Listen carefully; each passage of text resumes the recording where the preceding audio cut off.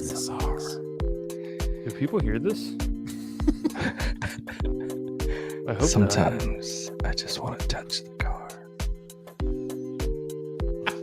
We just read Jason Kidd quotes like this. Isaac, you're scaring me. I'm sorry. You wish you should play more. There we go. We're live on Locked On Mavs here with myself, Nick Angstadt, Isaac Harris, slightly biased, and the great Tim Cato joining us from DLLS. Thanks to everybody for jumping into the feed. And today we will do 2 episodes of Locked On Mavs, and then we'll just share a bunch of predictions. That's the whole point of tonight's stream, is we're going to share a bunch of predictions for the upcoming season, the Mavs, NBA, all that kind of stuff. Anybody want to give a prediction that you didn't give to me, like that won't be on the show? Like you just got to get this one out, and we want to get a prediction out quick. Yeah, Cato, you want to get something out quick? 2 minutes. Let's see.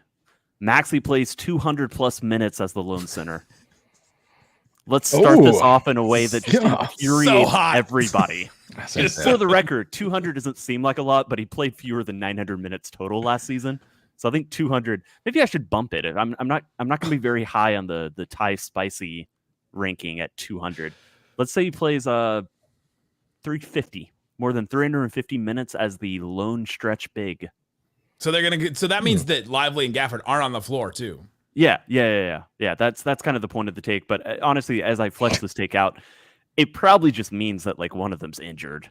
Yeah, I was saying one of them would have to miss a bunch. This is getting less spicy the more I talk through it. I did put you on the spot. I don't know. That was one of my random stray ones. All my good ones I sent to you, Nick. So good. Yes, the good ones sent to me. We'll go over a bunch of Mavs predictions. We got a bunch of team predictions. There's some spicy team predictions that we'll get into in some of these. Couple players getting traded. The landscape of the NBA will change.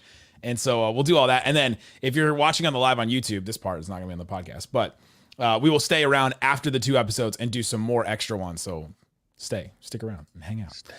All right, let's do the first episode here. I got to do the whole thing. What? Nothing. We just lost momentum so fast.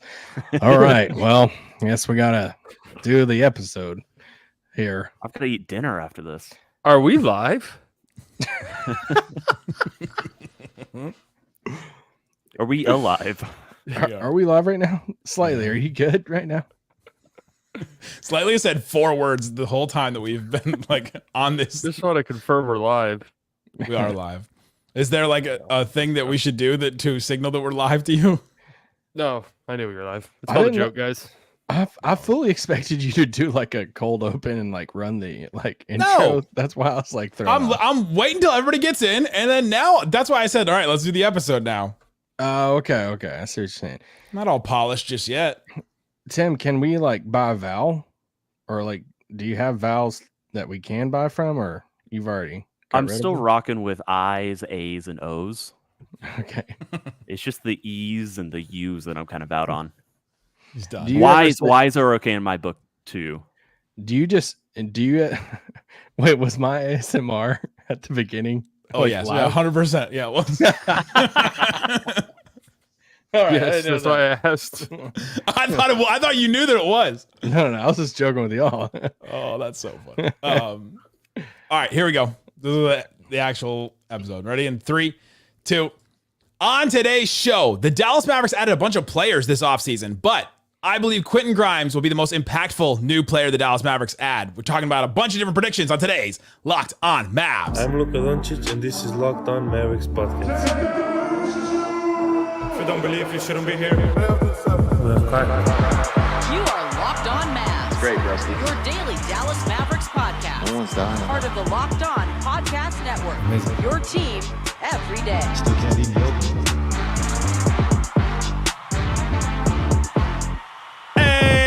Welcome. You are locked on to the Dallas Mavericks. My name is Nick Angstadt, media member and NBA channel manager of the Locked On Podcast Network, your team every day. Thanks for being part of the show, making Locked On Mavs your first listen today with the best way you can help us grow the show. Listen every day on any podcast platform. Leave a 5-star review. Like the video on YouTube. Comment anything below on YouTube. And watch us on KFAA, your home of the Dallas Mavericks. Today's episode is brought to you by Game Time. Download the Game Time app, create an account, and use that code LOCKEDONNBA for $20 off your first purchase. And joining me, co-host, media member, long-time standing member, The 4-person phenom. The one more thinking. What you got for me, Isaac Harris? Oh, we're rolling deep today. Fantastic Four. Are y'all Fantastic Four fans? I'm aware of it. No. Somebody's got to do that thing from the Fantastic Four movie where it's like, we should call it the Fantastic Four. No. I'm a Jessica Alba fantastic. Say that again. From the Great Slightly Biased YouTube channel, it's Slightly Biased. And from DLS, that's right. He made the change. What's you got for me, Tim Cato? I think you said 3 L's in there. DLS? I'm pretty sure I heard DLLS. I thought you said Dillas. You're not going to ask how I'm doing? Dills. He just glossed over you slightly. I said, what's going on here? So Slightly's on YouTube and from DLL. Everybody knows what's going on. There's a new blonde on the show. if you don't know what's going on with Slightly, you're missing out. Today's episode, we're going to get into a bunch of predictions. We'll do some NBA predictions a little bit later. A couple of players. We'll talk about the Spurs a little bit later and Victor Wembanyama. We've got some people high and some people low on them. So we'll do that. We'll talk about the Mavs and do some Mavs predictions. But let's start here, guys. My first prediction that I want to give has something to do with today's news. We learned that Quentin Grimes is not going to get an extension today. Mark Stein reported, was reporting. Where does he work? From DLLS. He reported that there was talks between the two sides that Quentin Grimes and the Mavericks could come up with some kind of deal, but they didn't end up bridging the gap. My prediction about Quentin Grimes, though, is that he will be the most impactful new player on the Dallas Mavericks. That includes Spencer Dinwiddie, Najee Marshall, and Klay Thompson. And Jay-Z and Gortman. And Jazz Gortman. And Kessler Edwards. 2 peppers out of 5. So Tim, what's your thoughts on your coworkers reporting on this? Well, we did just record a video that's already on YouTube. That's break-in, some instant reactions to the news. Here's what I think is a positive for Quentin Grimes. It's that this is a player who we looked at Detroit and we were like, why did you just give this guy up? Like this was a salary dump trade, and you're just like, here's a super useful, like with potential, like just a role player who's going to fit right into your rotation. And some of the buzz I heard during the summer was that Detroit did have some concerns about his knee and his injury history, and his knee really kept him out a lot of, last season. He had kind of a dead of a season. He was healthy for bits of it in New York and was falling out of the rotation. If you're a guy who thinks you've got a knee injury that's going to be recurring, that's going to come back up, you're probably just taking that money, right? So I do think that it's a sign of optimism. There's some good feelings in his camp for the people around him that he's healthy and he's going to ball out this season. Every player is confident in themselves, of course. We know this, but like being confident in who you are and what you can do on the court, to me, is different than being confident of like, we've got a ticking time bomb of, some injury that could flare back up. So I think this is a good sign, just that his camp believes that he is fully available and capable of, having the best season of his NBA career and going and getting that money that he thinks he deserves. I was going to say, I'm interested to hear what he was offered, because Quentin Grimes to me is the type of player you take to restricted free agency through and through. Like unless he was willing to take like a super discounted deal or something like that, there's literally nothing wrong with taking Quentin Grimes restricted free agency, honestly. So that's the thing, is that there's not going to be that much money in free agency this summer. And so for both sides of this, you look at it and say, okay, if Quentin Grimes is really concerned about his knee, like Tim said, then maybe he takes the money. But the Mavs also probably know that. So they probably didn't offer him like the money that he really wants. And so he's going to bet on himself the same way that Derrick Jones Jr. did, the same way that Jalen Brunson did, the same way that a bunch of these guys have done for the Mavericks. And you play really well in a season next to Luka, and then all of a sudden you're looking way better than you did the season before. But Isaac, do you agree with me that Quentin Grimes is going to be the most impactful player of all the new ones, including Klay? No, I don't at all. I think it's I still think it's Klay Thompson. I knew he didn't. I'm going 5 peppers. This one's hot to me. Yeah, we're doing a rank. We'll do a ranking system out of 5, 1 to 5, 0 to 5 peppers, and so slightly you're giving this a 5. I think that'd be bad news for the Mavs. I'm just saying that. I think it's more what Slightly's saying. I think if Quentin Grimes is the most impactful new Mav, then some things have went wrong. Because I think he should be like 3rd on this list, behind Klay and Najee for sure.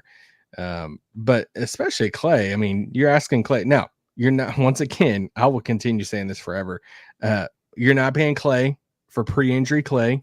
You're not paying him $30 or $40 million. You're paying Klay $15.8 million to come in and play off of Luka and Kyrie, and you're paying post-injury Klay. And that's why it's that amount of money and not a $30 or $40 million contract this year. So, but still, like Klay's going to start. Klay's going to have opportunities to close games and different stuff. So, yeah, I still think Klay's going to be the most impactful. What if Grimes is closing more games though? Like, what if Klay is awesome, but it just makes more sense for Quentin Grimes to be out here over Najee being a two-way player? Yes, he just started a preseason game over him. Are we really talking about who starts and plays? I think Najee's better with one of Luka or Kyrie on the court, because then he can use a lot more of his playmaking stuff, of all that stuff he's got in his bag, as the children say. I just think that's a cleaner fit. Cato, your next prediction was that Klay Thompson will start every game he's available for this season. We feel any spice on that? I think that's probably a 1 for me. Yeah, it's not that spicy. I wouldn't even call it spicy. This is a mild take, but it is something we've talked a lot about, right?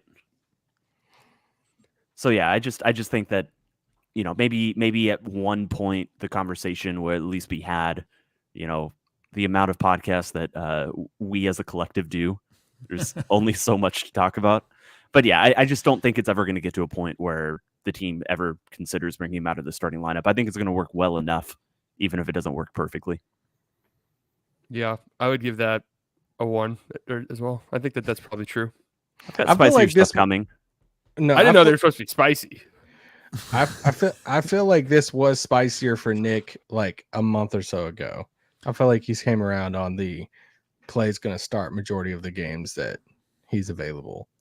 Yeah, I agree. I think this went into like the recruitment stuff too. I mean, when he's talking to us at media day, and he was saying about how like the whole like next chapter rejuvenate his career. Like this was part of like the pitch from the front office and Kyrie and them. Like this kind of plays into it. Like I don't think they're sitting there saying, "Hey Klay, come be like the 6th or 7th man, and you might occasionally start here and there." I think part of the pitch was like, "Hey, come, you're going to start here. You're freaking Klay Thompson." And so yeah, I agree with Tim. I think he's going to start whenever he's available. Yeah, it was spicy to me right when it happened, but then once you start hearing more about the meeting, what was promised to Klay, like, the role that Kid expects, that he expects him to play 30 minutes, all that kind of stuff, you go, oh, okay, they really expect him to fill this role. And if he doesn't start, then I think something has happened, and Jason Kidd has gone back on something he said before, and I don't think that's going to happen. One I want to do quick here is that all 4 of us believe Luka is going to win MVP. There's zero spice? There's zero spice to that one, but we're all confident it's going to happen? I mean, he's betting favorite for the 4th year in a row. Again. So he was last year. I think though, from what I can gather from national media podcasts and stuff I listen to, almost unanimously people agree that if the Mavs win enough games, that it's Luka's time. So that's just the way it's going to be, I think. Don't mess up, Mavs. Yeah, don't mess up. Well, because I mean, the narrative was always like winning, and then this is usually how the MVP works. Is it's like almost a year prior award where it's like you maybe should have got it a year ago. You were good again this year. Now it's your time. I think SGA is his biggest, and I don't want to say only, but I think it's a 2-horse race, I think, for the foreseeable future. Yeah, I'd be kind of shocked if it's anybody other than those 2. Yeah. I mean, Jokic would have to do something insane to win another one. No way Embiid plays enough time. Yeah, I mean, if the Thunder win 60+ games, then that'll be a tough one. Grant Williams, the Hornets are the 4 seed. Grant Williams gets traded to the Thunder, and then yeah. All right, coming up, let's talk about Jaden Hardy. He also got an extension today. We've got a prediction about a player that could affect Jaden Hardy's playing time, and we'll talk about that and do more of our predictions coming up. If you don't believe, you shouldn't be here. Today's episode of Locked On Mavs brought to you by FanDuel. FanDuel Sportsbook has all kinds of props and odds, things that you can use to get in on the action. Go check out FanDuel and see what is available for you. We've been talking about Luka, the betting favorite to win MVP. You can go check that out, and while you're there, put down $5. If it's your first $5, you'll get $200 in bonus bets. So you can start off the season with a big return on America's #1 sportsbook. Luka, still the betting favorite for MVP. There's a bunch of other awards as well that you can go check out for the NBA. Lots of other NBA futures, but then they also have games as well. You've got the Mavs versus the Spurs. Mavs 7.5 point favorite. It's moving again. It was 8.5, and then it was 8 yesterday, and now it's 7.5. So go check it out and see what's available for you at FanDuel.com.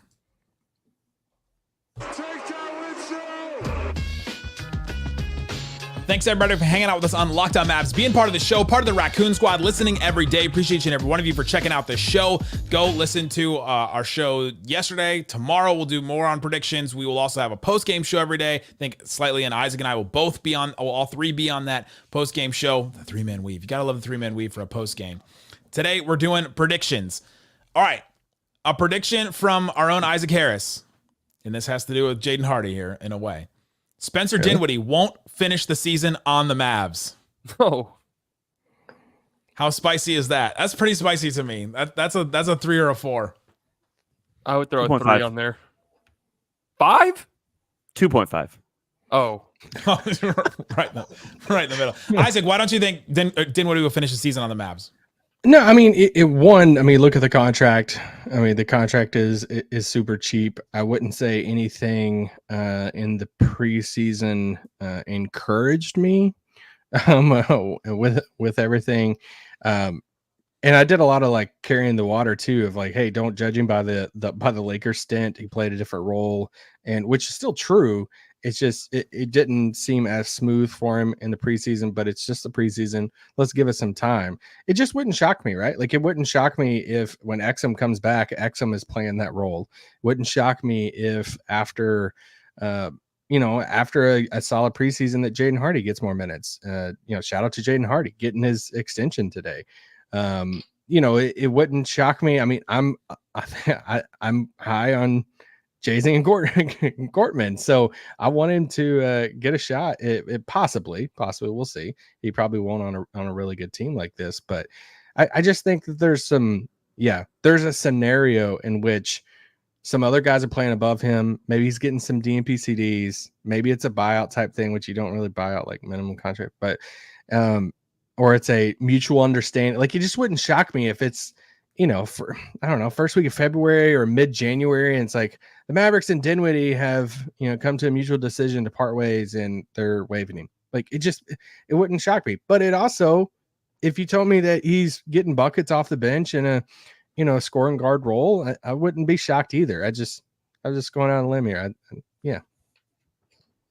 I think, now that you've mentioned it, this has been one of the most aggressive trade deadline teams, maybe the most aggressive trade deadline teams when you really sit down and look at it in Luka's career. So maybe outside of Luka and Kyrie, I have Lively probably is in that mix now too. But outside of those three, I mean, I don't think it's like a full 5 of the spicy scale to say anyone might not finish the season on the team. You know which current free agent I would rather, I think would fit Dallas better than Spencer Dinwiddie? And you guys are going to be thinking Dennis Smith, and Markel maybe that's the PJ Tucker sweepstakes. No, it's Fultz. I think Fultz is very Exum-like. Same inability to hit threes, but just a constant motion driving connector type offensive player. Yeah. Obviously, Dennis Smith would be a better defender, but if the team were to really seriously look at this Exum injury, and after a couple of weeks, if Fultz is still a free agent, and they just I don't understand why he's a free agent. I know that's a little. There's a bunch of players, but yeah, Exum. It's not Exum. Fultz and Smith, Dennis Smith are definitely to me, just no comprehension for either player why they're still free agents. Yeah, that's kind of how Dennis Smith Jr.'s career has been, though.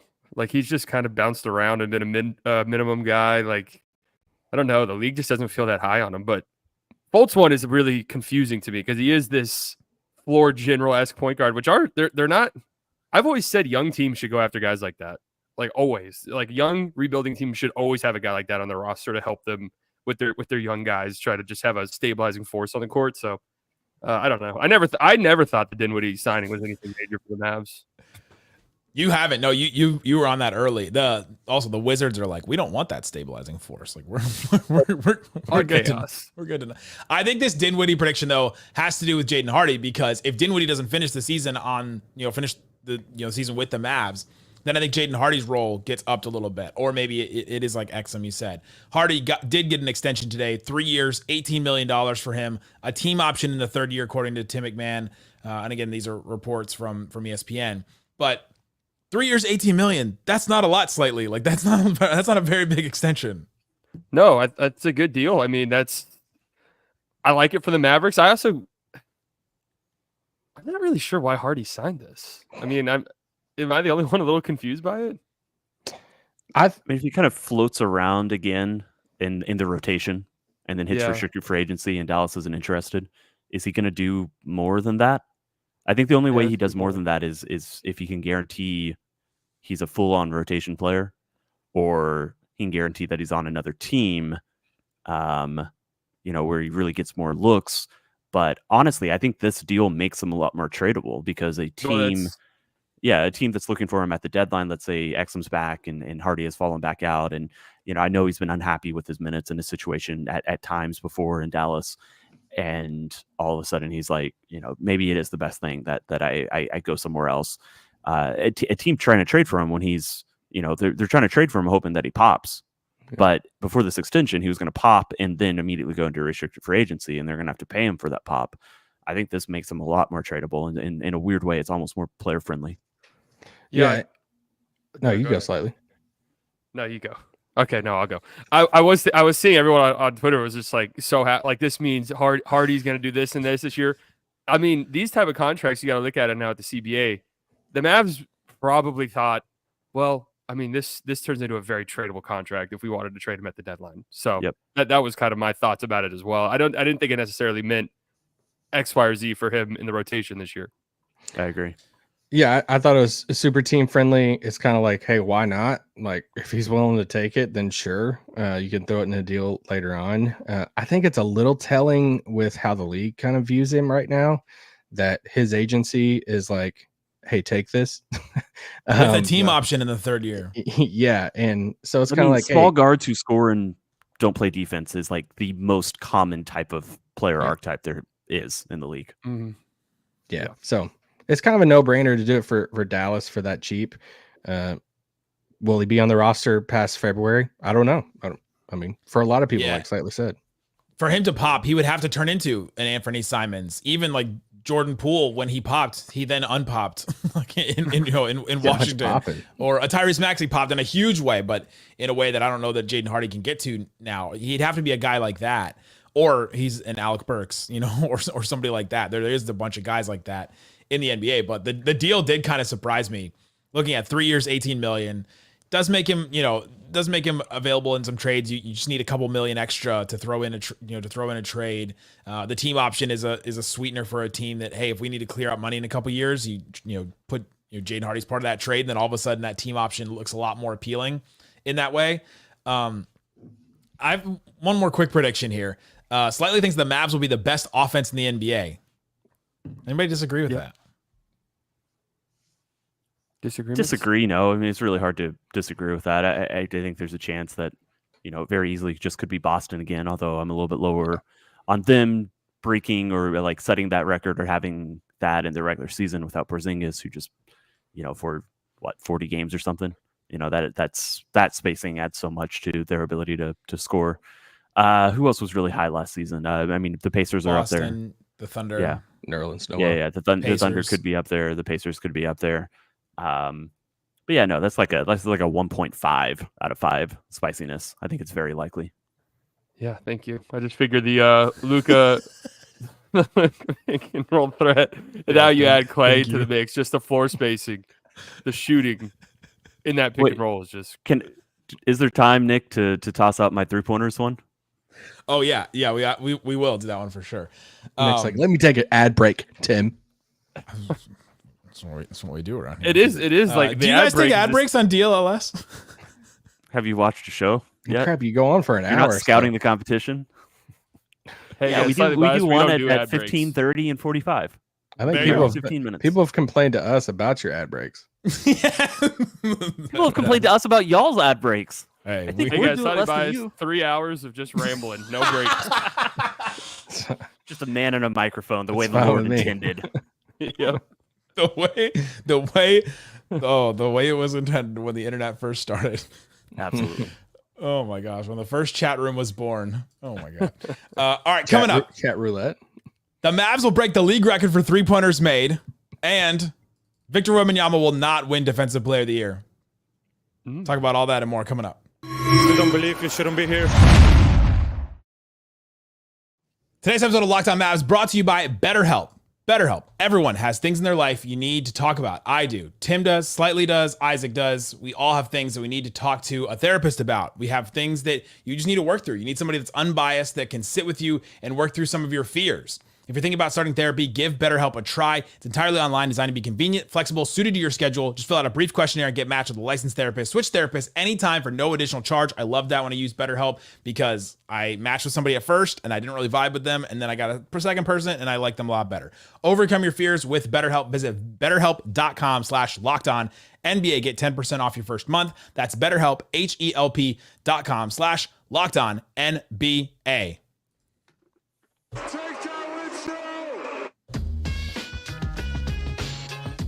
All right, Tim, Isaac, slightly. I love how gonna you talk about BetterHelp like it's a dating app. I got matched with somebody, didn't like them. So then I got matched with another person and liked them better. I wasn't really Swipe feeling left. it.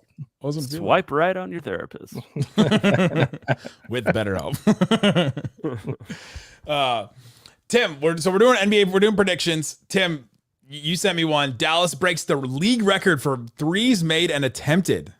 So the league record for like any team ever. Or I thought you first said this to me, I thought you just meant the Mavs like franchise record. You mean the league record? Yes. Why wouldn't I mean that? Yeah, screw it. Why not?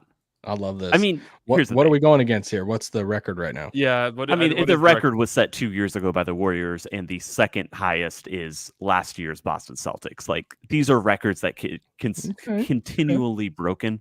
Yeah. I do think that we're close to the peak. This is not going to keep going forever. At some point, it doesn't make sense to take more than half of your shots from three.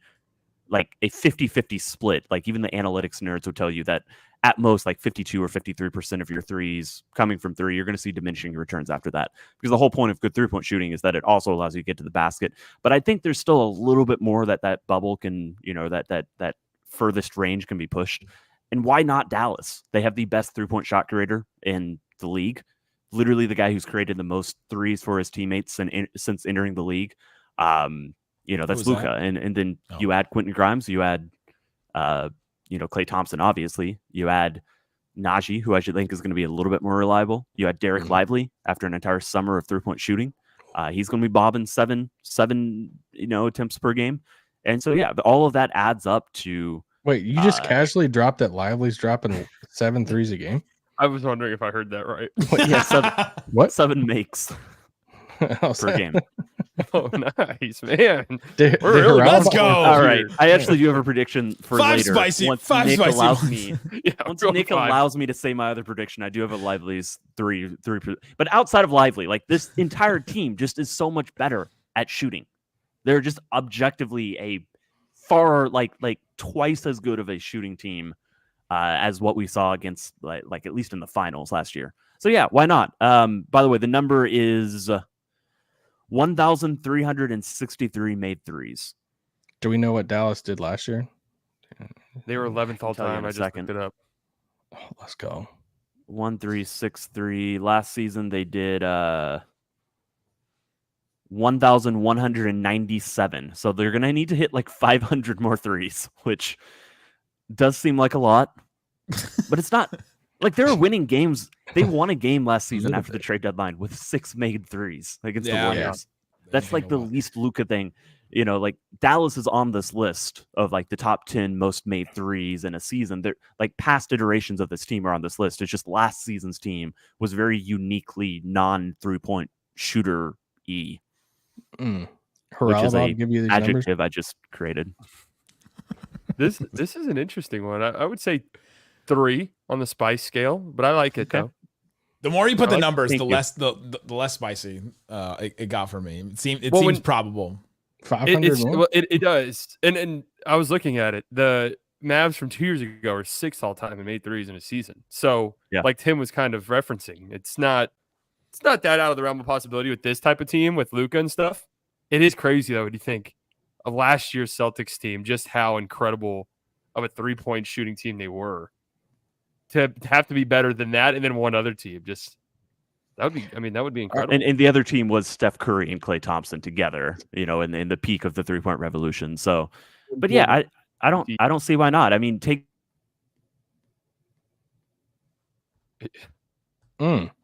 Take that for data. Yeah. Tim muted. His mic got unconnected. I remember my okay. first All right. teams.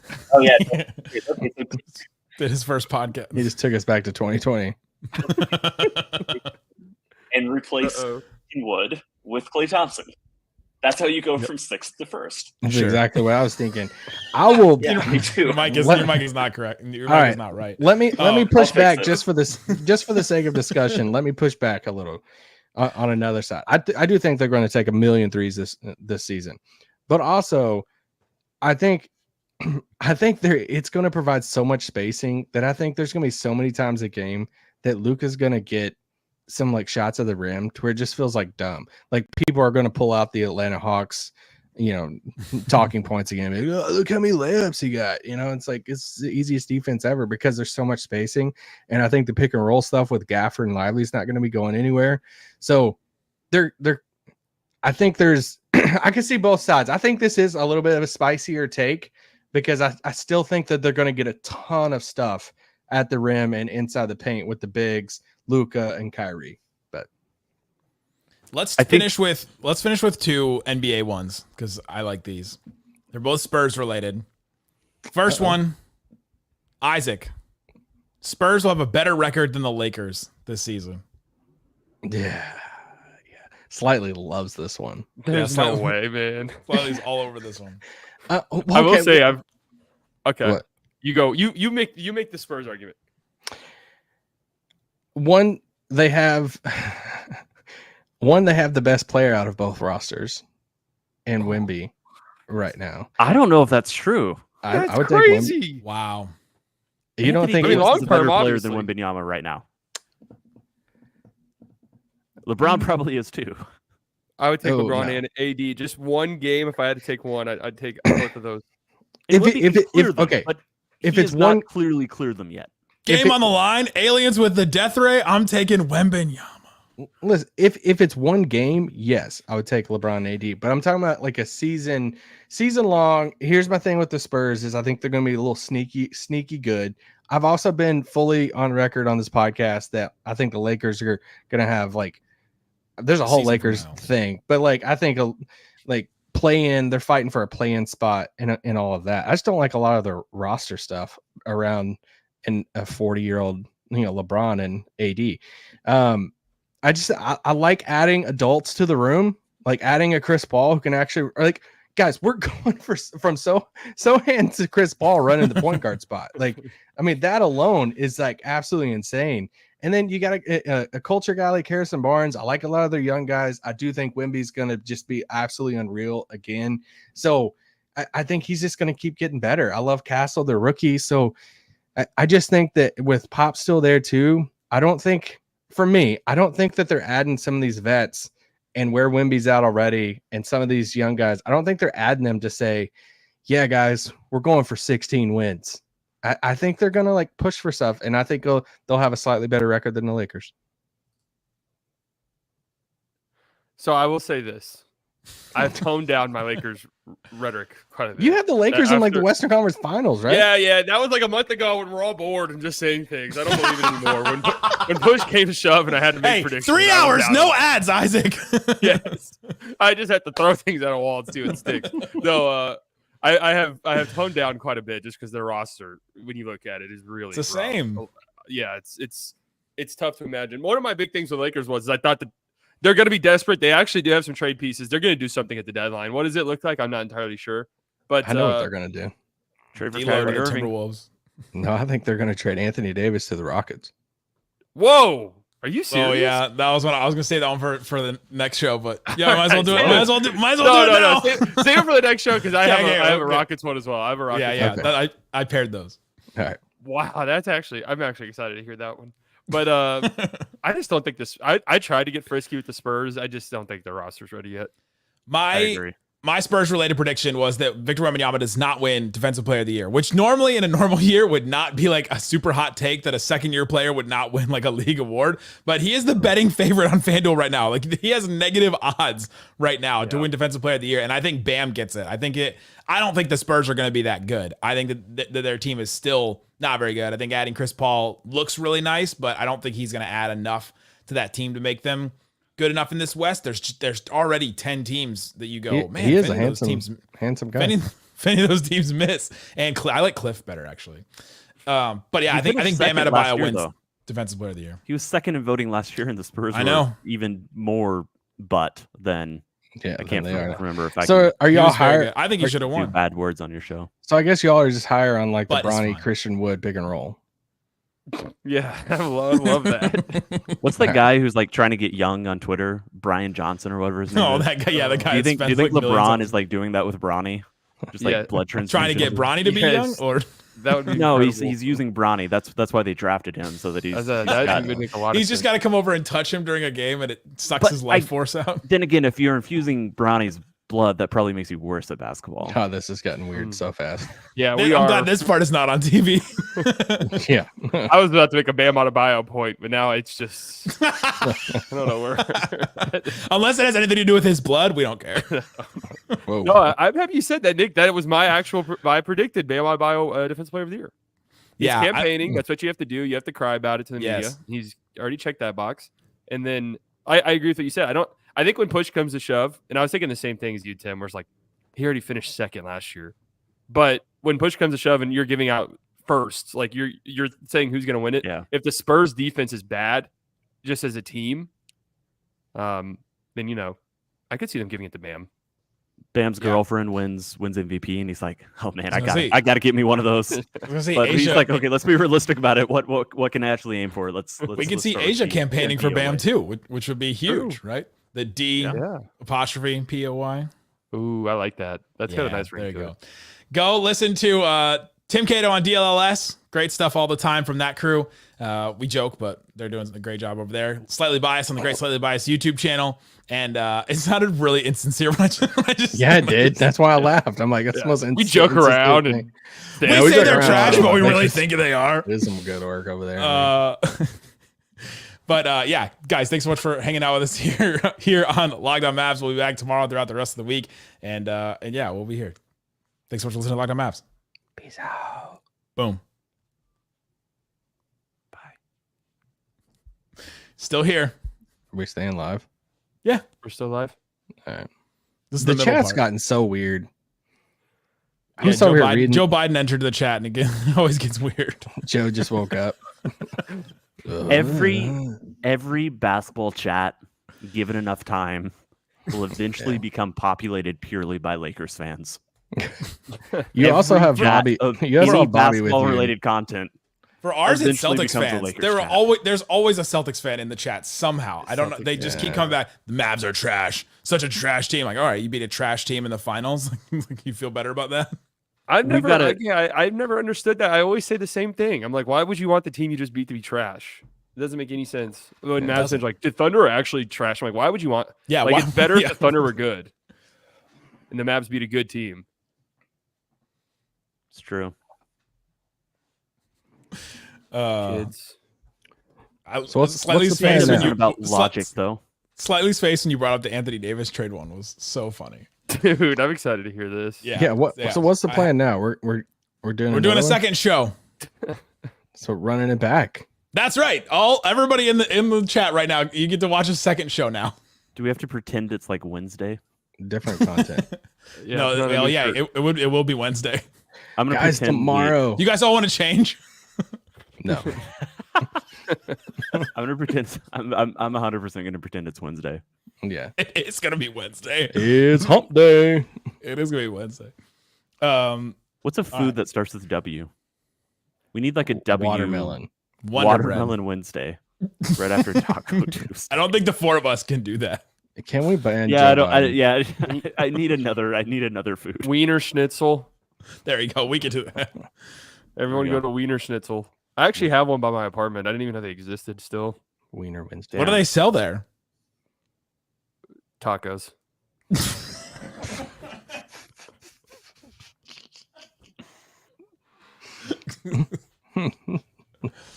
All right, we're doing another show. It's weird, but I don't know. I like it. Will I do it? The first one went well. Yeah. I like it. I feel like we're gonna get a little bit more spicy on the next one. There's some spicy ones. Yeah. Guess it did. Who's doing? I'm just excited the season starting because Who's got ESPN? Kyler Murray is in the red zone. Oh, is that? Can he score some MFing points for my fantasy team? Please. Oh my god! All right, here we go. Your guys fine, ready? I'm losing this week. Can we ban Joe from the chat? I know because of rights, I'd have to ban both Trump and Joe. So please only ban Trump. I just got to give them equal time. I don't even get the Joe Biden gimmick in the chat. He's not even talking like Joe Biden. He's just I know. Just a normal chatter. All right, here we go. The episode. 3, 2.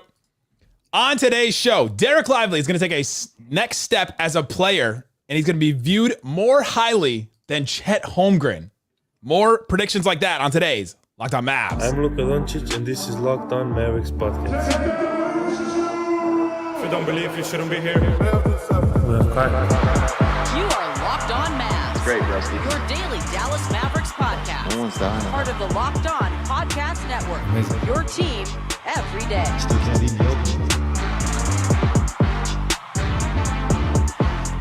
And welcome. You are locked on to the Dallas Mavericks. My name is Nick Angstadt, media member and NBA channel manager of the Locked On Podcast Network. Your team every day. Thanks for being part of the show, making Locked On Mavs your first listen today. With the best way you can help us grow the show is to listen every day on any podcast platform. Leave a 5-star review, like the video on YouTube, and comment anything below over there. Today's episode is sponsored by Game Time. Download the Game Time app, create an account, use that code LOCKEDONNBA for $20 off your first purchase. And joining me, co-host, media member, the Final Four fiend, the One More Thinking, Isaac Harris from the Great Slightly Biased YouTube channel. And Locked On Mavs, Slightly Biased. And from DLLLLLS, Tim Cato. On today's show, we're doing predictions. Same thing we did yesterday. We'll do today. New prediction. Today, we got a bunch of NBA predictions. We've got predictions on the Mavericks and more. Gentlemen, let's start with this one. Isaac Harris submitted. What you got for me, Isaac? What? No, what did I submit? you all sent me here some. This is the second episode of this we've done. I don't know what you're talking about. What are you talking about? It's Wednesday. Hump day, baby. Isaac, it's Wednesday. Guys, the Mavs tip off the season tomorrow. Isaac Harris submitted a prediction to me. Dereck Lively will be viewed as the same or above Chet Holmgren moving forward after this season. As we go through these, we'll give him a spicy rating from 0 to 5. This is a 5 for me. Agreed. Okay. Defend your take. Tim, would you like to chime in? Are you a 5 also? No, I want to see the defense before I rank it. Oh, okay. No, I mean, listen. We're just prosecutors. This spawned for me whenever USA wins the Olympics, and there's the post right afterwards of like predicting the next roster. And it was like a lock that Chet Holmgren was going to be on that roster. And it was like, and then Dereck Lively was like kind of like mentioned in there. And I'm like, But why? Like, why isn't Dereck Lively? And I get it, the Chet Holmgren hype, and I think Chet is he's so good. He's going to be awesome in OKC this season. But I think Dereck Lively is going to show so much of what he can do this season. He's going to take such a big leap that people are going to see not just like what he can do in the pick and roll with Luka and stuff, but I think he's going to have a bigger frame in which he can like defend down low a little bit better than Chet. I get Chet can block anything with his wingspan and everything. But I think he's going to show that he can defend on the perimeter better than he did his rookie season, as far as Dereck Lively. And I just think he's going to like be viewed nationally way different than how he was first season, enough to where it's going to be like, all right, Wemby's here as far as the next young bigs in the league. And I think Dereck Lively is going to be like right there as like after Wemby and right above Chet, or at least in the same conversation as far as like, oh, then you have Chet and Dereck Lively after that. Like Dereck Lively was the number 1 ranked guy in his class coming out of high school. And then he plays this like weird season at Duke. And then bam, he's on the Mavs last year. So it's not like Lively's just like kind of showing up out of nowhere. And this is like some like super crazy, hey, Lively's going to be good in the NBA take. And we've seen small glimpses now of like, oh, can he like handle the ball better? What's this spin move he's got? I think he has a little bit more offensive game to himself also. And I think Tim Cato on yesterday's podcast, if you didn't listen to yesterday's, go back and listen to yesterday's. He was Lively's perimeter game and his 3-pointers and stuff too. So I think that's coming at some point. So yeah, I'm super high on Lively. I think he's a future star in the league. 3.5 out of 5. Anyone moved? 3.5. Wow. I'm sticking with 5. 5 for me too. I very much agree that Holmgren has the higher ceiling. I don't think it's unreasonable to think that they can be lumped to some extent, or like that Lively will get on a trajectory that puts him in the same conversation as Chet Holmgren. And just because he's better at doing his more limited skill set. There's nothing wrong with that. And obviously a big part of your argument here, Isaac, is that skill set may not be as limited as people are saying right now. And that's absolutely true. But I also just think that he's going to be a better rim protector, a better shot blocker, a better rim runner than Chet Holmgren for the most part, as soon as the season. And being better at that stuff, it goes a long ways. I don't think he's going to be a better shot blocker. Chet averaged 2.3 blocks per game last year. He was an incredible shot blocker. 16 points a game, 8 boards, almost 2.5 assists, almost 2.5 blocks. And he shot 37% on 4 threes a game. Like he puts up so many. He started 82 games on a 57-win team that was number 1 in the West. Like he was very, very good. And I think the Chet that we saw in the playoffs taints our memory of him, because he just looked like deer in the headlights a little bit, because he can do so many different things. Like he can handle the ball. He could set a screen. He could run a pick and roll. He could do a whole bunch of different things. He can hit a 3. He can hit a mid-range shot. And he just didn't know, like, all right, what do I do now? Like they just didn't have that. The flow of their offense just wasn't as set and wasn't as free-flowing as it was in the regular season, because they didn't have Giddey. I think that affected them a lot. But I think that Chet that we saw in the playoffs is not the Chet that we'll see the rest of his career. I think he'll grow from that. And unless why can't Lively though? Like he doesn't have the same tools, I don't think. But I think Lively outplayed Chet in that series and kind of beasted him at times. And it's like we're sitting there saying Ozempic Abe Lincoln can get better, but Dereck Lively can't get better at the same time. So it's like that's my But slightly, you're with me on this as being a 5. My stance on it being a 5 has nothing really to do with Dereck Lively, because I do think his ceiling is very high. I think Chet, if it were not for Wemby, Chet would have been the story of last season in a lot of ways. Like being a rookie, being that. He was a legitimate great defensive player last season. So was Dereck Lively, but like Chet was a great defensive player with.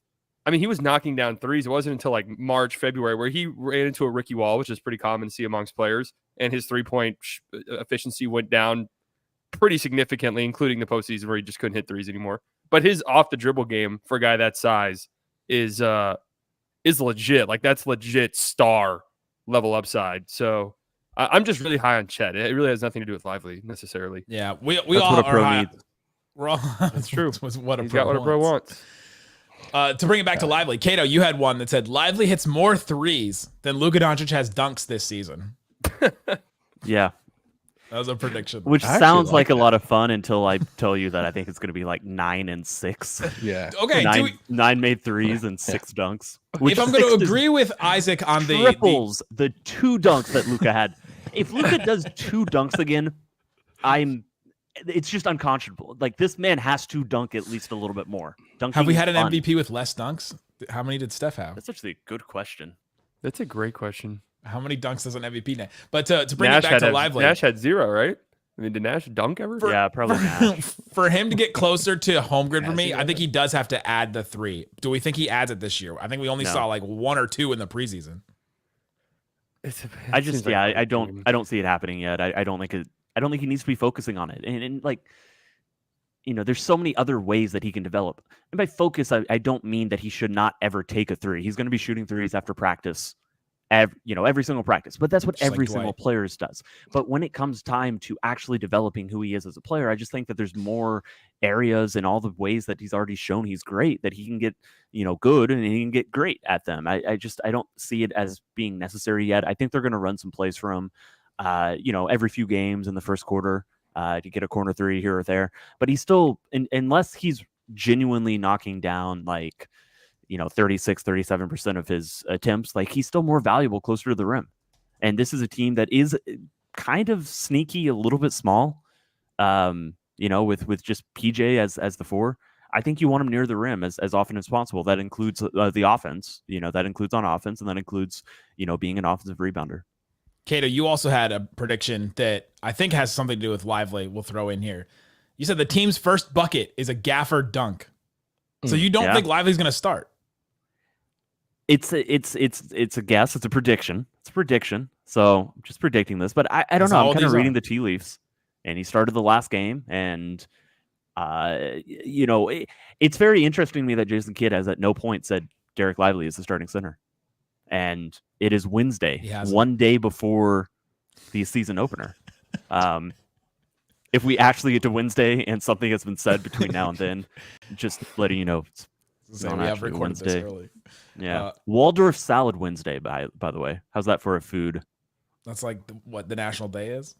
Does anybody think that that's spicy to me that Lively won't start? We've been saying it all offseason that we assume. But yeah, I don't know. I mean, he didn't start the last game and the last preseason game, and that was pretty much a dress rehearsal. I think that Lively's going to start more often than not, and possibly he's still the starter out there. But I think Gafford is going to start games where Lively is healthy this season. It won't be as many, and I don't know when or the rhyme or reason necessarily. But everything that I'm seeing and I'm hearing and all the tea leaves is that the Mavs don't want Gafford to feel like he just lost his spot when it wasn't merited, when they made the big run in the regular season. He's not as good. This has been my whole thing on this, though. That's the way I think Kidd thinks, that he wants to still keep Gafford engaged, like keep him on the rope, right? And so I think that he's been playing this whole time, and I still think he could come out with Lively starting at center, but. 100%. And look, if it's me, I'd start Lively every single game that he's healthy. Like, he's this team's future as much as any player not named Luka.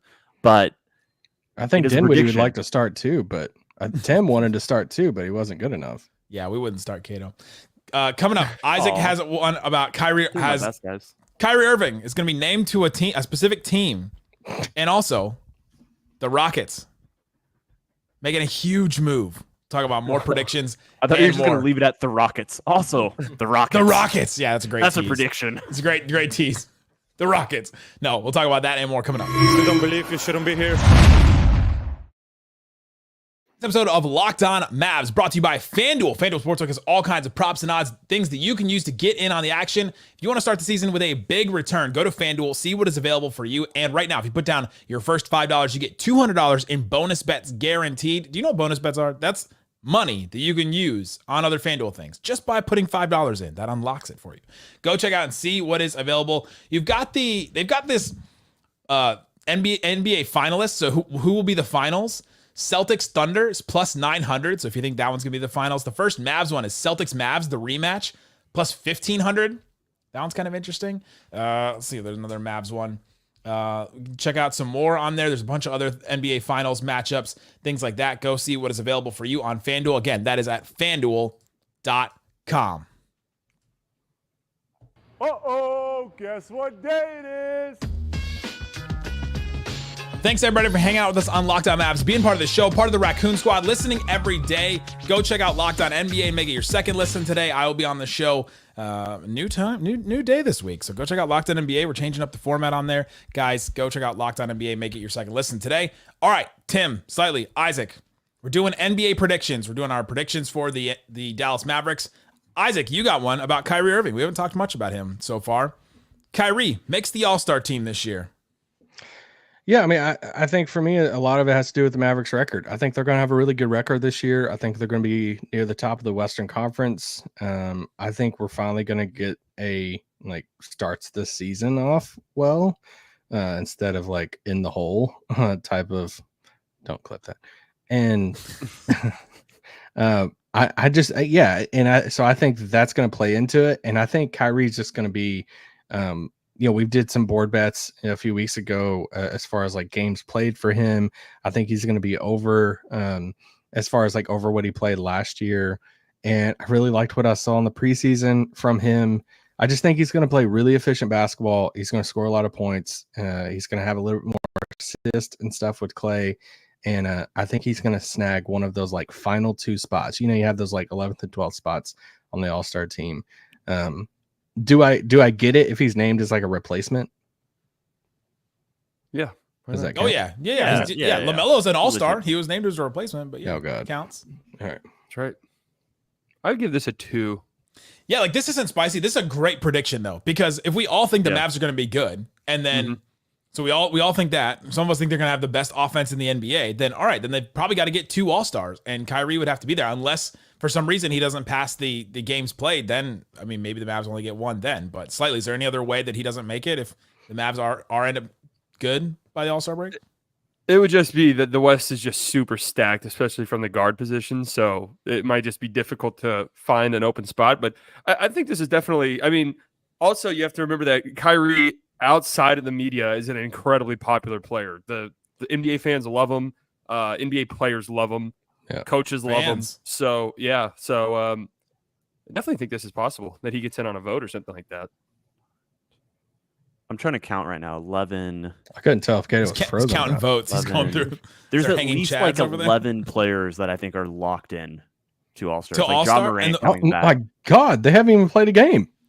So Jokic, Luka, I would assume LeBron and AD, Wembanyama, Anthony Edwards, both of the Phoenix Stars.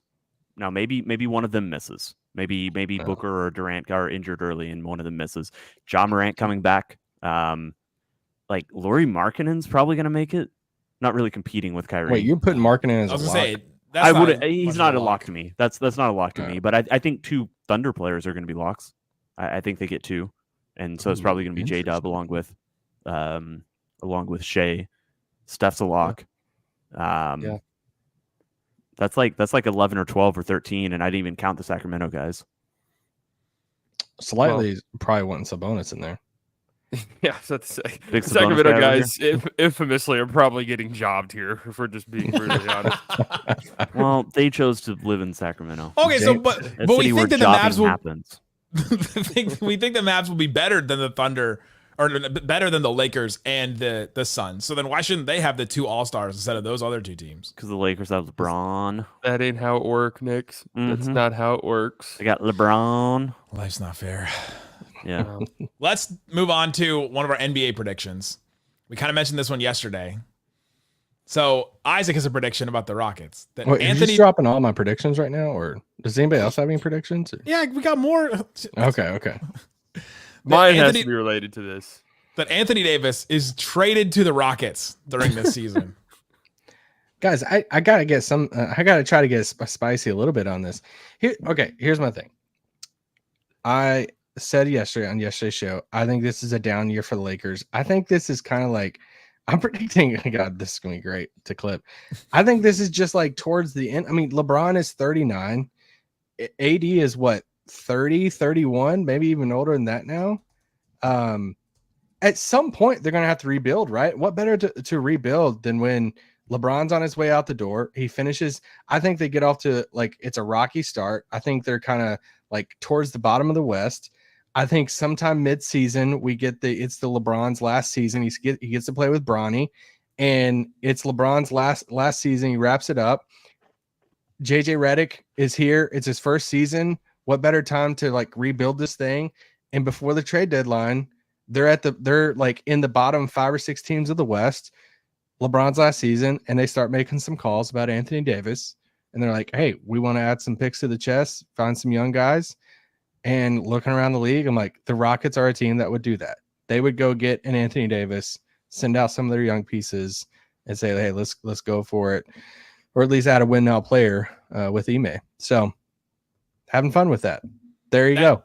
That is the opposite of what the Lakers do every single time they are ever hit with like a transition. But they hired JJ. Like, this is a new guy. He's never coached. Like, as much as cocky as he is. So was Steve Kerr. Okay. I don't know if JJ went to the Lakers to go through a rebuild, to be honest. I think he'd be great in a rebuild. I don't disagree. It doesn't feel like his. Who do y'all like on their roster? I don't like their roster hardly at all. Christian Wood vengeance season, he's back. He's not going to play. Slightly not going to play. Slightly had a prediction that goes with this, that the Rockets will be the 6th seed, which I think is super spicy too. I'm kind of with it. Yeah. Well, here. Let's like 4 or 5 for me. Let's stick with Isaac's one right here, because I'm thinking that just seems so unlike a LeBron team thing to do. Like, I just think LeBron's stranglehold on this league is just, if I'm on your team, you are not. I don't care what our record is at the trade deadline. I hold so much power in this league through clutch, through all of this. You are not trading away Anthony Davis at the deadline. Unless he's getting traded. I just, if that happens, LeBron's getting traded as well. And he can't, can he? Didn't he sign an extension? I think he ends his career in LA playing with Bronny. So I think he's playing one more season after this, because that brings him right up to expansion. There's just no way. That's a really good point. There's just no way that a LeBron team is tanking at the day. I just can't see it. He's been on non-playoff teams before, though, like in LA. I know, when he first joined this team, right? But that team was cooked, and that team was really, really, really aggressively pursuing Anthony Davis at that trade deadline, even though they weren't good. But that is really interesting. And the Rockets are an interesting one, because they were aggressive after Kevin Durant this past summer. Remember that? They tried to sign Brooke Lopez last season. Yeah, I mean, last summer. They view themselves, and this is why I've viewed them. They improved their win total by 20 games, and they're a young team. So it's like, I don't know why we pencil in the Thunder will continue to get better. This young team, the Magic will continue to get better. And it's like the Rockets, they improved their win total by 20 games. Yeah, they'll just be around there again. They peaked, yeah. I think Reed Shepard's going to be good. I was asked, he already is good. Yeah. Oh. I was asked to do my 1 to 6, and I really thought about Houston for 6. I ended up going Golden State, but I don't think it's crazy. That's spicy in itself. Golden State's good. Did you see the preseason they just had? You like pods? I love pods. I had analytics people telling me that he should have been the 6th man of the year last season. Haralabab sent that text to you? He doesn't send me a lot. Are y'all on talking terms again? Coming up. Let's talk about the Rockets getting a 6th seed and years. Another player. Brandon Ingram finally gets traded, but to which team? Another prediction on Locked On. That's mine. You don't believe you shouldn't be here. Today's episode of Locked On Mavs brought to you by Game Time. Download the Game Time app, create an account, use that code LOCKEDONNBA to get $20 off your first purchase. It's Game Time. Dallas Cowboys. Season may not be great, but that means tickets are going down. Texans at Cowboys for Monday night. $37. Not bad. Mavs against the Spurs opening night. $52. More expensive to go to a Mavs game than a Cowboys game right now. Whoever thought? Game Time thought. They also have tickets to things like Sabrina Carpenter, Monster Jam at AT&T Stadium, a whole bunch of other stuff. Jake Paul versus Mike Tyson. That is a thing I will not go to, but it's on Game Time. You can go check it out, see what's available for you. They have views from your seats. They have all kinds of other features and things like that. Again, Game Time. Use that code LOCKEDONNBA, LOCKEDONNBA for $20 off your first purchase. Terms apply at GameTime.com.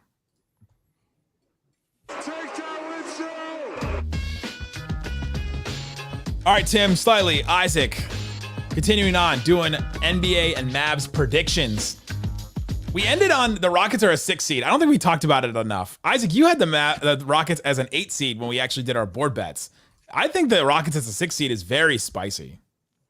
I mean, you had them beneath the play-in, right? Like I do. I think they kind of peaked. Peaked? How do you peak when you're like early 20s? And I'm with. I peaked in my 20s. I don't know about the rest of you guys. I do like. I think this Rockets team is going to be a fun league pass team. Like if they're on and the Mavs are off and my kids are asleep and my wife's I don't know hanging out with friends, I'm gonna be like, hey, are the Rockets on? I just really want to watch them play this season, and I want to see if one of these guys can really like take that next step. And I like a lot of their young guys.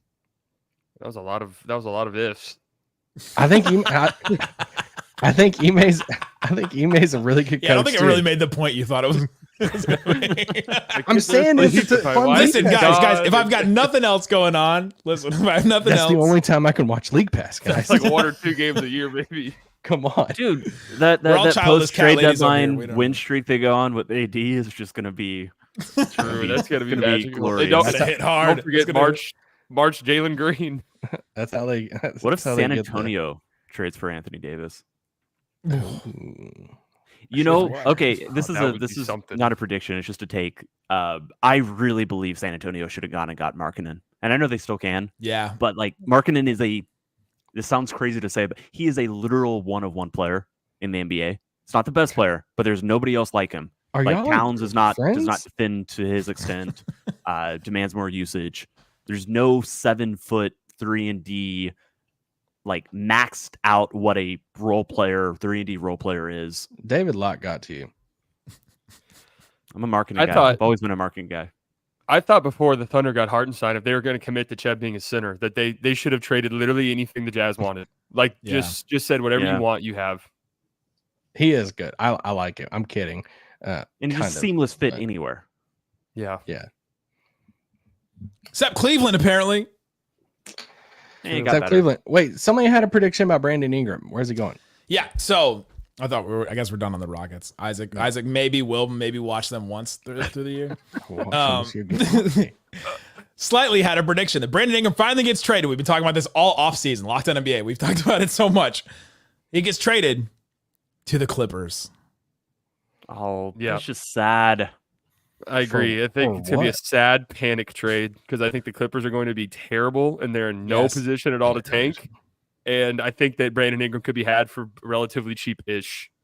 So kind of view it like a similar, just different scenarios, obviously. But similar to the Mavs going and getting Kyrie, a distressed asset that you didn't have to pay as much for.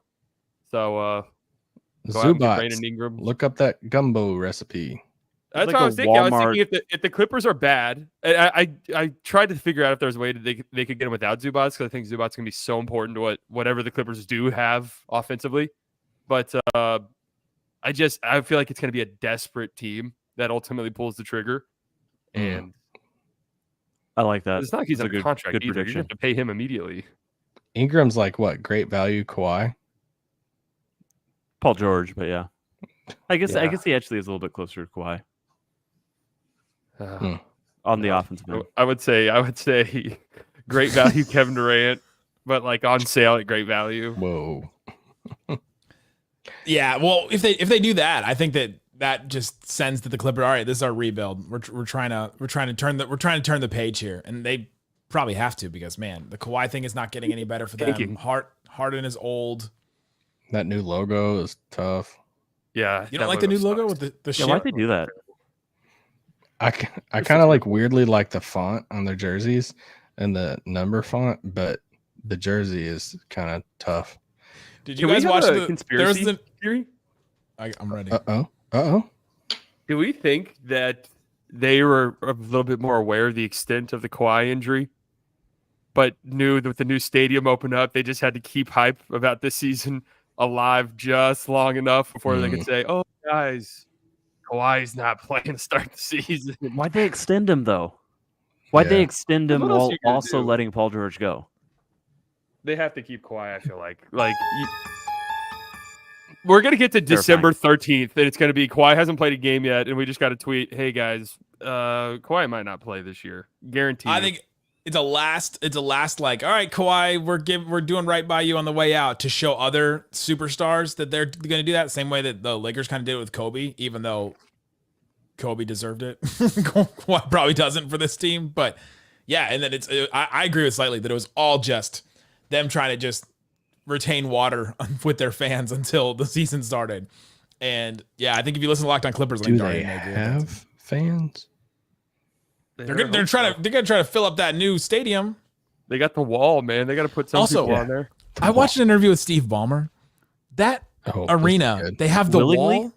Yeah, the 60 Minutes one. That wall thing. You know how they talked about how the wall's gonna record how loud you are, and like you get kicked out if you're not loud enough. Steve Ballmer said every seat in the arena has that same kind of sensor. He goes, we have this, going on at all times to see how loud you are at the arena. We're not recording you, by the way. You're not? Okay, we're just going to take your word for it that you're not recording us all the time. So if you go to that arena, you're being recorded all the time in your seat. Do you know that at every NBA game, so this is not like individualized sensors, but every single NBA game, the sound ops send in a report, or like there's an automated report that goes into the NBA to make sure that the decibel levels didn't go too high or too low based off the sound that was piped into the arena. I mean, I knew that because Mavs man goes up on his ladder and holds the decibel thing. Are those accurate, or are those just? What's the one in the fourth quarter they do? The Chevy one or whatever. He did it last season, and that little meter was shattered. Those actually, it's possible those are right, but obviously, it's always so funny when they do the get louder graphics. Oh, and the crowd is quieting as the graphic swells. Yeah. Just going up. It's all fake. That's true. It's all fake. Which also every new like kiss cam guy gets dumped or whatever. Those are all fake now too. It sucks. Oh, there's so much fake stuff going on at games. I can't describe how angry it makes me when I see one of those pop on Twitter. I literally want to just like, who is believing this? I need to just see you and be around you and just pick your brain for 5 minutes. The same people that saw that little girl riding an alligator, like that picture of the little girl riding the alligator in Florida during the hurricane. Did you see that picture? The AI pictures? It's the same pictures. Or like how like the sharks in the submerged highway lanes goes viral every time there's flood. Yeah. I know what's funny is there was a funny clip of like, obviously AI, but little cats with life vests walking like they were the rescuers, the first responders. I showed that to my grandparents, and they were both like, "Wow, this was in Florida." I was like, "Yeah," and they were like, "Whoa!" Remember that documentary, Rescuers Down Under? Like, hey, shout out to the cats. Cats just want to help people. Yeah, they do. They're so misunderstood. There are no cats in America. Yeah, I'll save my cat takes. I got one somewhere. All right, that's it for the podcast, guys. Thanks so much for hanging out with us and listening to Locked On Mavs. Go listen to DLLS, Tim Cato, Kevin Gray, Bobby Crowell, and the great Mark Stein. Great stuff all the time over there. Slightly biased on his channel as well. Isaac and I over here on Locked On Mavs will have you for the whole rest of the week and throughout the season, guys. Thanks for listening to Locked On Mavs. Peace out. Boom. Mark Stein was killing it today. On a Wednesday. He was popping off on those extensions. He was beating old he did. Coworkers of mine. Yeah, your old coworker. Former. I was gonna say you guys both left. Oh Stein? yeah, he was with the. No, he wasn't with the Athletic very long, was he? Oh yeah, Shams also left the. Yes, that is correct. Y'all both probably got the same contract. Yeah, probably. No, I insist on more. All right, we're staying on here on YouTube on the live for as long as you guys want to stay. We're live. Still, we had a couple more. Slightly had one dinner, but it's going to take a second for it to. I kind of want to see the fourth quarter of this Ravens game at some point. This game's over. We got a couple more. Slightly said the Final Four in the West are the exact same as last year. Oh yeah, I was proud of that one. So Mavs, Timberwolves, Minnesota again. Oh, in the West. I'm sorry. Yeah. That sounds right. That feels right.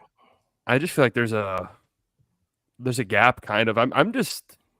Wait, I thought you liked the Lakers. Yeah, it's going to be I a came off of Rockets that. Nuggets 6-3 upset.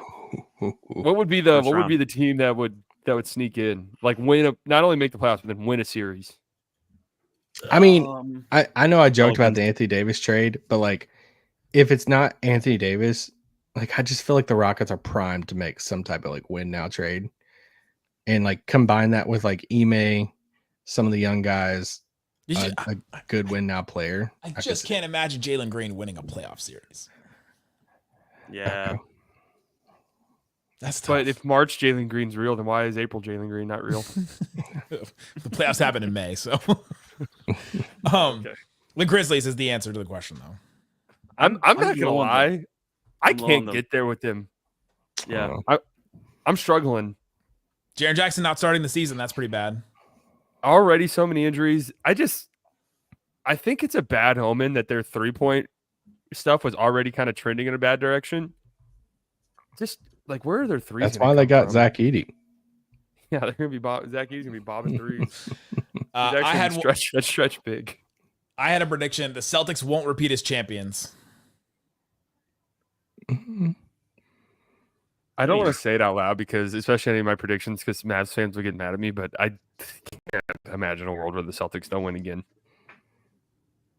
I think they'll finally have a tough path in the East. Like, can they for once have like a tough path in the Have East? you seen Mikal Bridges' shot? That looks rough. Yeah, that's not looking good. Yeah, like what? Why did he do that? Have we seen Chet's shot? I don't know. People are saying Chet shots is actually fine. Was like they're saying it was like a drill, like it was like an arc drill or something. Okay. But you don't do a drill where you're at a hitch. Yeah, I don't. It wasn't get that. quite a hitch. I'd have to go watch it again. I'm already forgetting. it was my like takes. It was like when Moses Brown used to shoot one-handed on the free throw line. Can you remember that? He took his hand away Chess too was like early. a one-handed. Moses Brown just needs a chance. He just hasn't gotten a chance, man. He will not give this up. They just signed him. Is he on a team somewhere? I think He's I on just the Clippers, saw wasn't The amount of fan bases who have Olympiacos. Just made that up. He had a 2020 game with the Thunder. Let's go. Very athletic man. I'm just not sure a lot of coaching got through to him. And I'm trying to be kind. So How old do you think Moses Brown is? 26. 25. When I think of Moses Brown, I think about media day when we ask him, "Hey, what's the perfect like first date spot?" He's like, "Papa Do's." I mean, it's not bad. It was good. I have some friends. Wait, I feel like the answer though for like the second round breakthrough team for Cato would be like the Warriors, right? If you got him sixth. Yeah, I believe in the Warriors. I think they could take someone off in the first round. I think them or the Pelicans are the two outside of the top four that. And again, it's not this version. You know, the Pelicans have probably got to solve some stuff and change their team, but I still buy their talent. Yeah. I literally, because we stopped, I keep forgetting that we are still live. I'm doing the slightly thing, but not as a bit, because like we have started and stopped 2 podcast episodes. And I understand, like I'm on the comments, like we're still getting new comments. It's just very disorientating. I thought we're just like, you're going to get in trouble in a little bit. I was going to say, I didn't say anything. We're getting unfiltered Cato right now. I honestly, I haven't even had the urge to say anything that like I wouldn't say not live, but you've done a daily show with Bobby now. So tell us how you feel about Bobby. We're not live. We're not live. Oh, we're not live. Well, do you like Pokemon? I don't know how much longer I can do this. Every day I wake up and I got to endure the thought of seeing Bobby's face again. That's what Isaac said. That's why he came back. They're doing some fun stuff in the studio this year. They're doing some fun stuff. All right, we're losing people, and we're losing. I was gonna say, my wife just texted me and said this game's incredible right now. Monday Night Football. Stop. My other predictions were okay. Crap. Klay Thompson. Luka Doncic has a 21 assist game. Oh, I like that. That'd be his career high for him. Luka makes the first shot of his career from beyond half court, which it surprised me. In a regular season game, I believe he has never done. He has made it right after the buzzer, but he made one in the Rising Stars game. But he has never made a beyond half court heave. He's made one heave in his career, and I believe, if my quick check of it is correct, it's like a 40-footer. So like inside the half-court line. Irving sets a career high in three-point percentage. His current high is 41.8. I think he could do like a 42.1.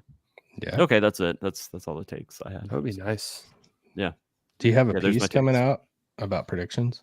I do. Where can we find that at? alldlls.com. Do you have to be a diehard? Make it free for the people. Come on. This might be a free one. I'm not sure. Let's go. We're supposed to like start driving that stuff.